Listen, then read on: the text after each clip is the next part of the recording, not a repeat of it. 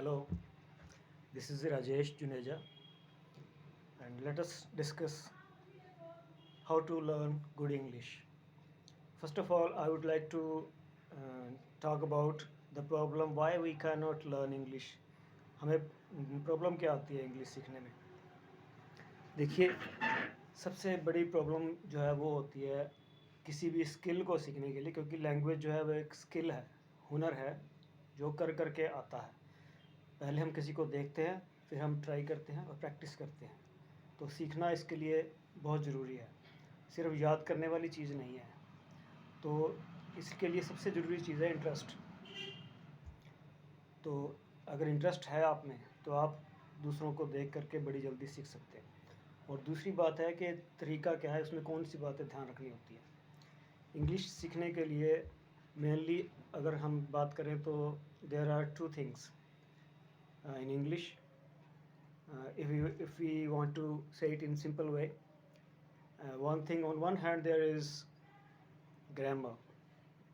Grammar का मतलब है, आपको पता है, जैसे हम इसमें स्टडी करते हैं टेंसेस और जैसे थ्री फॉर्म्स और वर्ब्स, ये भी इसी में आता है। और tenses is the main the most important part जो हम सब करते हैं स्कूल टाइम में।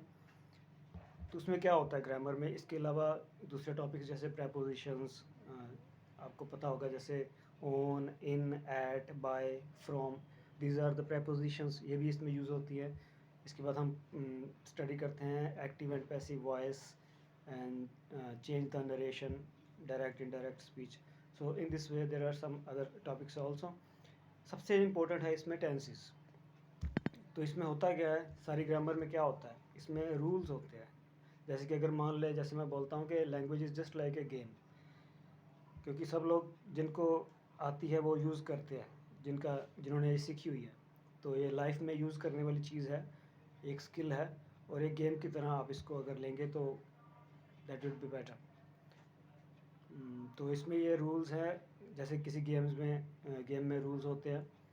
तो अगर आपको रूल्स नहीं आते हैं तो फिर वो गलत हो जाता है, तो that is wrong, and in any test and exam you lose marks. और अगर आपको इसमें ये भी होता है गेम में कि इसमें लेवल होते हैं, कोई बस ठीक ठाक खेलता है, कोई अच्छा खेलता है, कोई बहुत अच्छा खेलता है। तो उस हिसाब से ऐसे हम टेस्ट में जब होता है तो मार्किंग होती है, इवैल्यूएशन होती है।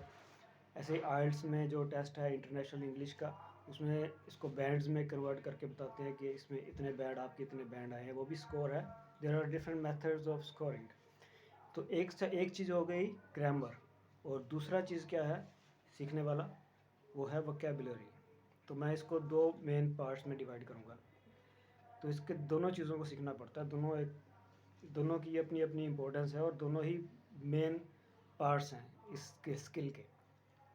क्योंकि ग्रामर तो सिखाती है आपको कि खेलना कैसे है और चलती कैसे है लैंग्वेज।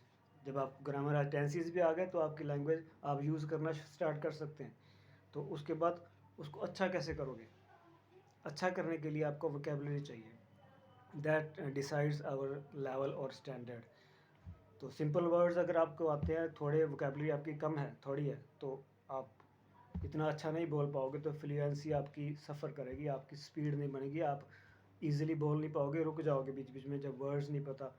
तो पहले तो वर्ड्स अच्छे आने चाहिए, आपके पास होनी चाहिए वोकेबुलरी। उसके बाद अच्छे वर्ड्स भी होते हैं इसमें, वर्ड्स का लेवल होता है, और जितने अच्छे ज़्यादा वर्ड्स सीखेंगे उसकी आपकी वोकेबुलरी रिच होती जाएगी, तो आपका लेवल इंक्रीज़ होता जाएगा। तो उसमें आपका इन दोनों चीज़ों से मिल कर के लैंग्वेज आप बेटर कर सकते हैं।